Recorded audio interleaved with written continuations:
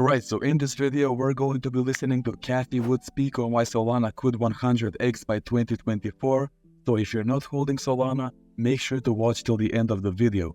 So Cathie will go into detail about how Bitcoin, Ethereum, and Solana, of course, are the coins of the future, and I will explain everything in this reaction. So without further ado, let's get into the video.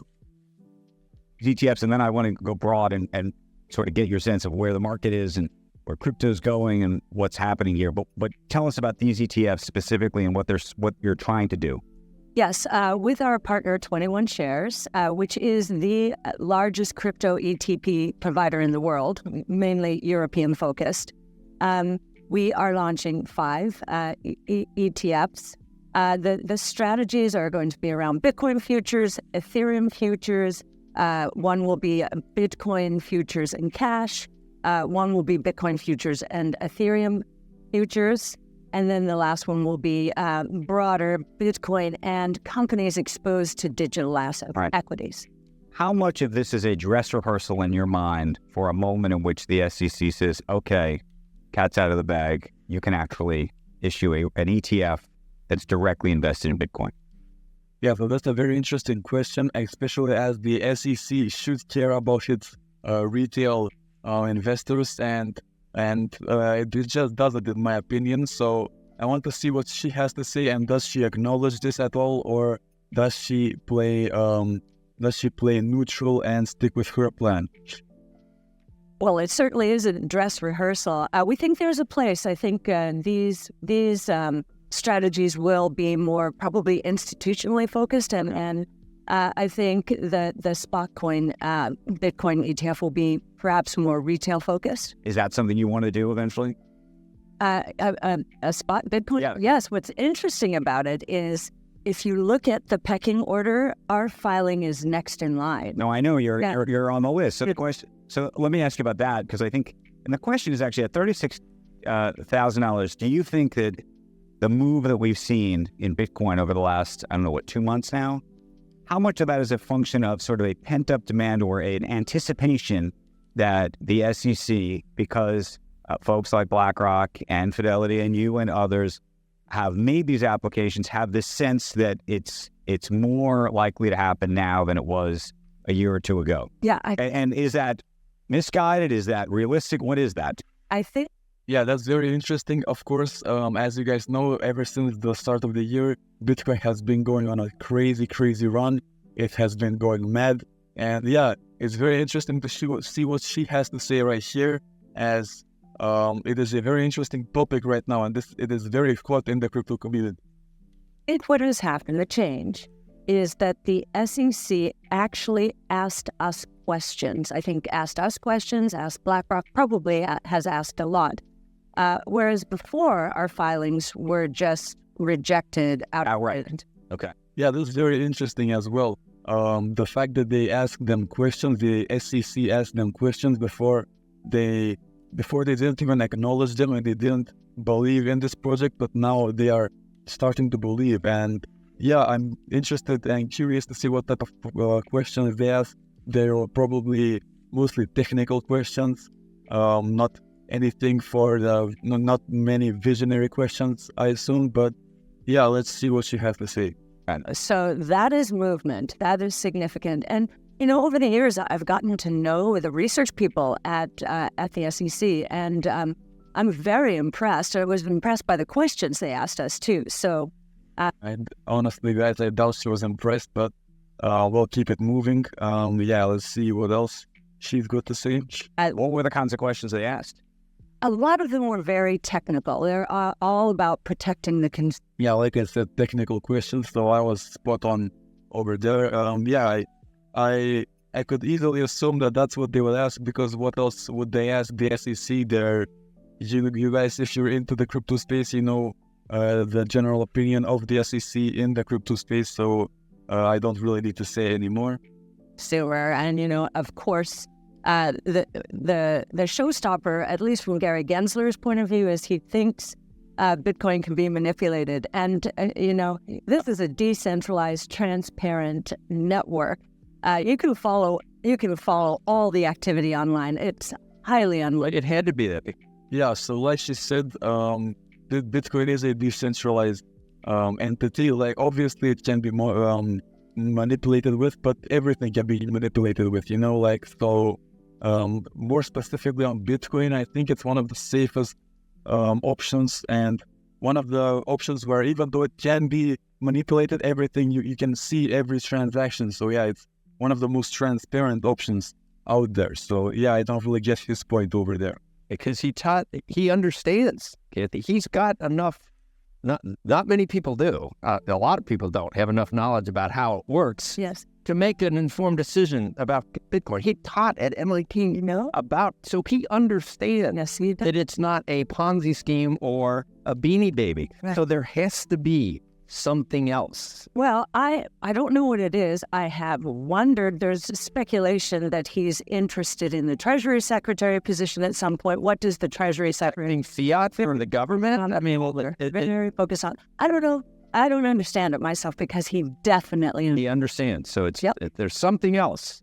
Okay, but how much do you account for the move in Bitcoin as a speculation on an ETF being approved? And is it a buy the rumor, sell the news kind of situation, or is it just a straight shot if in fact that were to come to be? Yes. I am...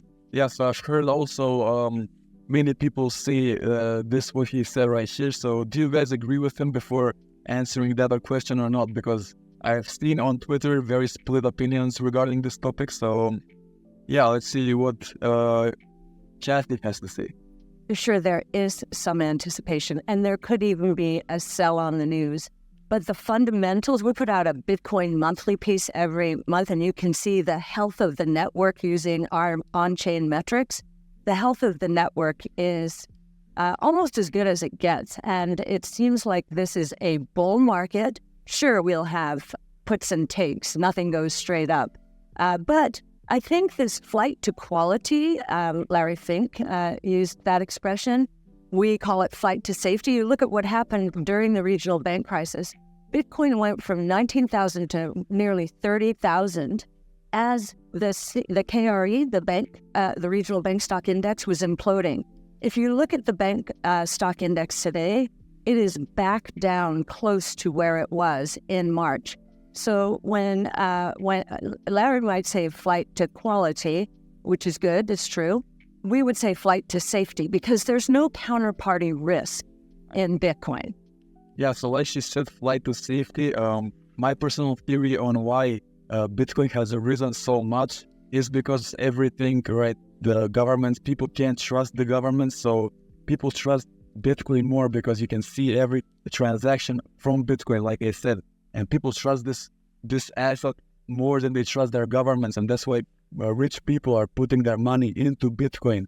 And by putting their money into Bitcoin, with also the economic crisis that has been going on around the world, people have actually put their money into Bitcoin more often. And by obviously putting more money into Bitcoin, it has risen in price dramatically, the most since the 2021 bull run, I believe. In terms of the ETF that is launching, that invests in equities related to Bitcoin, what do you think will be the better performer over, let's say, 5 years? An ETF that invests in the equity related to Bitcoin or Bitcoin itself?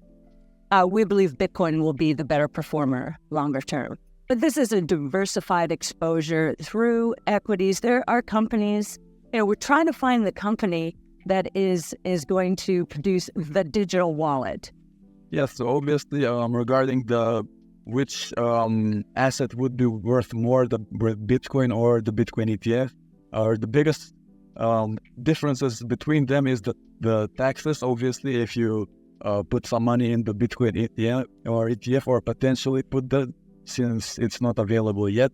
If it's, for an example, like 15x's or 100x's even, we can all obviously dream.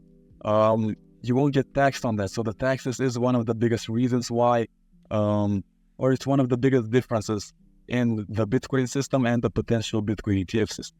That will be a very important position. Is it Coinbase? Is it Square with Cash App? Is it Robinhood? In Latin America, is it Mercado Libre or Nubank? So the overlap is there between this ETF that invests in the equity with holdings in some of your other ETFs like ARK Invest? Probably the biggest overlap would be ARKF, the fintech portfolio. Yes. You just mentioned a number of companies, all of whom have had stocks that have been challenged, including Robinhood. How do you think about those companies right now? Yeah, so the question is obviously very fascinating, as he's taken more of a traditional view on the situation with traditional companies and traditional stocks, as opposed to the cryptocurrency stocks or the potential cryptocurrency stocks that we've been talking about in this video. So yeah, let's see what Cathie has to say regarding this question. Yeah, I'm very interested. Well, we do think that each of them has a very good opportunity in the digital wallet space. Basically, if you think about WeChat Pay, that kind of digital wallet where all financial services take place, there's peer-to-peer interaction, there's commerce over it. We believe that the rails in the United States have been good enough, but WeChat Pay showed the way, and I think we have. But is that a one-player winner? Meaning, and by the way, Elon Musk would like to be that winner with X. Absolutely, and yeah, I'm glad you mentioned Elon Musk and X, as that's pretty much what his plan with X is. Something like the WeChat or the WeChat Play or Pay app that's been very popular in Asia, more specifically in China. So yeah, that's very, very interesting that he mentioned that.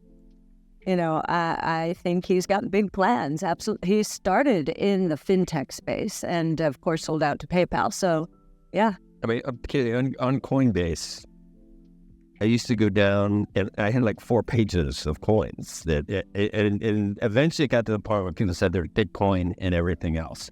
Do you think is there an application for blockchain that involves something that Bitcoin does not lead the world with? Is there something else that you put in here? Sure. The reason we have focused as much on Ether, Ethereum as we have is we think, that is the smart contract network. That is the decentralized finance network. So Bitcoin and Ether, anything beyond that? Well, there are infrastructure players. Solana is doing a really good job. I mean, if you look. Yeah, very interesting that you mentioned Solana. So yeah, obviously, I knew that she was gonna mention it, but watching this first time, it was very, very interesting that I heard she was gonna mention Solana, or I heard that she mentioned Solana. Obviously, it is like a faster Ethereum in a way. So yeah, let's see what she has to say regarding that. Look at Ether was faster and cheaper than Bitcoin in the day. That's how we got Ether. Solana is even faster and cost-effective than Ether. So, there are infrastructure plays. We do believe Web3, digital assets. That's a big idea, actually. Digital assets with property rights. First time ever online that we're seeing property. You see that some bears with Bitcoin have said, okay, there will be a Bitcoin 2.0 that someone comes up with. I don't know whether there's something more perfect. Is there anything more perfect? Can there be? Yeah, that's a point I've seen made a lot on Twitter in the crypto space as a whole, but I don't think there will ever be a Bitcoin 2.0. I think Bitcoin was, because it was the first and how successful it has been for so long, it's since 2009, and I believe there are maybe even some viewers that are younger than that, so Bitcoin might be older than some viewers that are currently watching this video. So yeah, that's crazy, and it still has stuck around as the number one cryptocurrency. So yeah, I don't think there will ever be a Bitcoin 2.0 in the traditional sense anyway. Is something more perfect? I think most people understand that Bitcoin is the money revolution. This is the first global. A lot of people don't understand that because they haven't read anything about it. Right, private, so no government oversight. Digital, very important, rules-based monetary system in history. And Art Laffer, my professor, mentor, and friend, when we did our first paper on and took our first position in Bitcoin in 2015, when he understood what this was, he said, I've been waiting for this since they closed the gold window in 1970. Almost. Yeah, so that was the video, guys. As you heard, she agreed with me regarding the Bitcoin questions. So yeah, what do you think of the video? What do you think of Cathie Wood? This is a very recent video. As you guys can see, 3 days ago, it was a very hot interview. A lot of the crypto community has already reacted to it. So yeah, let me know what you think. What do you think of the general gist of the video? What is your reaction? And with that being said, I love talking to you guys today, and peace.